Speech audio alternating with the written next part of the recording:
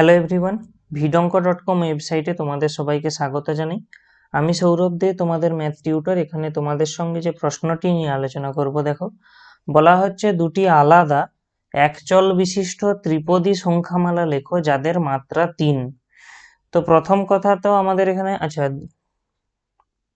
যে আমাদেরকে যে দুটো উদাহরণ দিতে বলা হচ্ছে, অ্যাকচুয়ালি প্রথমত একচল বিশিষ্ট হবে।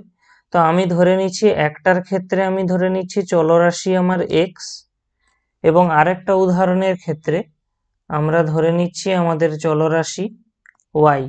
ঠিক আছে, এবারে ত্রিপদী সংখ্যামালা। ত্রিপদী মানে কি? মানে আমরা যে এখানে যে সংখ্যামালাটি লিখব তাতে যে পদ সংখ্যা হবে সেটা হবে 3। একই কেস এর ক্ষেত্রেও ঘটবে, পদ সংখ্যা হবে 3 এবং মাত্রা হবে 3।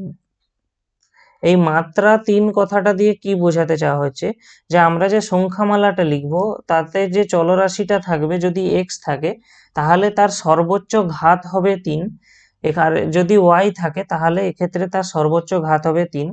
তো আমরা এখানে উদাহরণটা কি লিখতে পারি দেখি।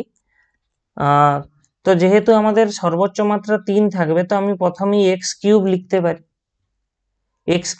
পারি। আর সর্বোচ্চ 3টি পদ থাকবে, কেন ত্রিপদী বলা আছে, তো একটা পদ আমাদের হয়ে গেল। আর একটা পদ আমরা নিজেদের ইচ্ছা মতো ধরো লিখলাম 2x, এবং লাস্টে একটা ধ্রুবক পদ যোগ করে দিলাম 5। তাহলে এটা দেখো, এটি একটি ত্রিপদী, মানে 3টি পদ রয়েছে এখানে, 1 2 এবং এটা 3টি পদ রয়েছে, এবং এর মাত্রা 3, কারণ এইখানে x যে চলরাশিটি তার সর্বোচ্চ ঘাত রয়েছে 3, আর একটি মাত্র চলরাশি রয়েছে। তাহলে এটা একটা উদাহরণ হলো। এবারে আমাদের আলাদা উদাহরণ দিতে বলা হচ্ছে, তো সেই কারণে আমরা কি করব, এখানে ধরো আমরা লিখলাম 3y3। আমাদের ইচ্ছা মতো দেখো, এটা একটা পদ হয়ে গেল, এবং এখানে y এর যে সর্বোচ্চ ঘাত 3 দেখানো গেল। আরেকটা পদ আমরা লিখলাম 2y², এবং লাস্টে আমরা তাহলে একটা ধ্রুবক পদ অ্যাড করে দিলাম 10।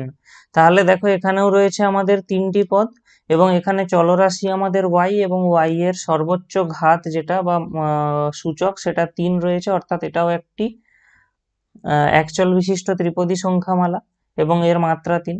তো আমাদের দুটো এরকম উদাহরণ চাওয়া হয়েছিল আলাদা, দুটো উদাহরণ আমরা দিয়ে দিলাম। vidonko.com ওয়েবসাইটে ম্যাথটি দেখার জন্য তোমাদেরকে অসংখ্য ধন্যবাদ জানাই। এরকমই নানা প্রশ্ন এবং তাদের সমাধানের জন্য তোমরা আমাদের ওয়েবসাইটটি ভিজিট করো।